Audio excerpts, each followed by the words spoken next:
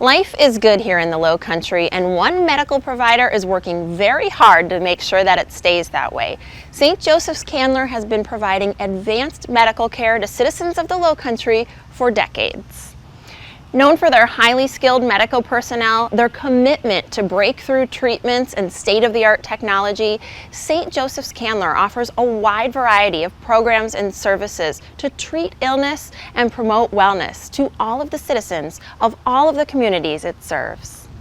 Today, we're taking an inside look of one of the many ways that St. Joseph's Candler is improving the health and well-being of the region.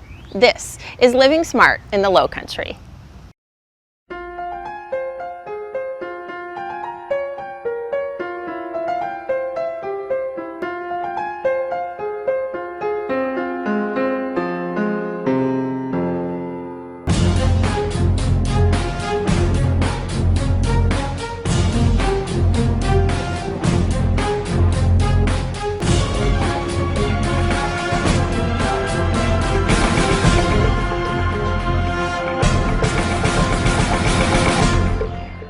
Thanks for joining us. Today we're taking a closer look at just one of the many medical services offered by St. Joseph's Candler here in the Lowcountry. And this one is very close to everyone's heart. Today we're talking about cardiac and vascular care. We're going to discuss some incredible state-of-the-art treatments by the expert heart physicians who provide these services right here in Bluffton. We're also going to touch on how some of today's space-age technology and advanced medical procedures can truly mend some broken hearts. Let's get started. Welcome. We're joined today by Dr. Michael Babcock, and Dr. Babcock is an interventional cardiologist with Cardiology Associates of Savannah, Dr. Babcock, of course, and the Heart Hospital at St. Joseph's Candler.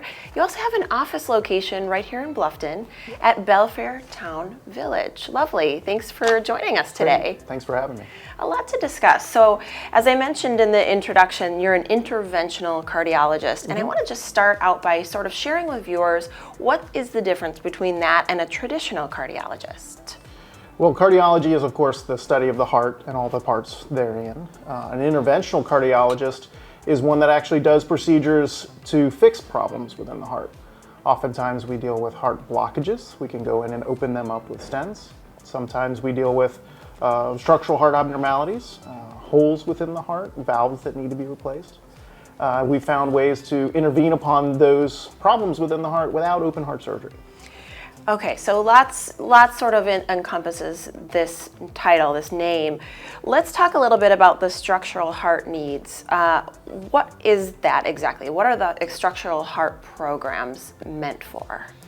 So if you back up a little bit, if you describe the heart as a house, you can imagine the pumping chambers are the rooms of the house. The doors are the valves that let blood in and out of the house. You can have a plumbing system.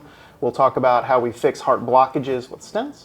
We'll talk about an electrical heart system. Our electrophysiology department takes care of that. Structural heart abnormalities are problems within the walls themselves, where we actually have holes where they shouldn't be. Perhaps the doors aren't opening the way they should, where we actually go in and replace or repair those issues without actually having to perform open heart surgery. Oh, that's amazing. So let's talk a little bit about that.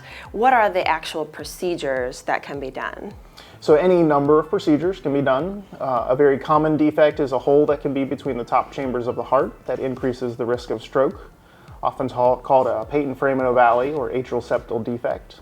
We found a way we can actually close that hole on a percutaneous device. Other issues are valves. When the doors that don't open all the way can cause restriction of blood flow. We found a way to replace heart valves or repair heart valves without open heart surgery. Other structural procedures, we found that atrial fibrillation, a very common heart rhythm disorder, can increase the risk of stroke. We've now found where those stroke blood clots come from, and we found a way to go ahead and close that area. Wow, that's incredible. You know, I want to talk a little bit about diagnosis of some of these issues. And on this program, in previous episodes, we've talked a little bit about technological advancements and how that has really played a role in a lot of ways, but in diagnosing as well. So let's talk about what kind of technology really comes to play when we're talking about heart disorders. So a very common technology is echocardiogram, which is an ultrasound of the heart. It actually shows the pumping function of the heart and the valvular performance.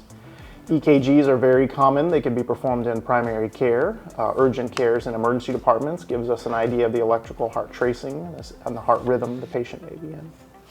Okay, so there's another exciting breakthrough I want to wrap with here with my time with you.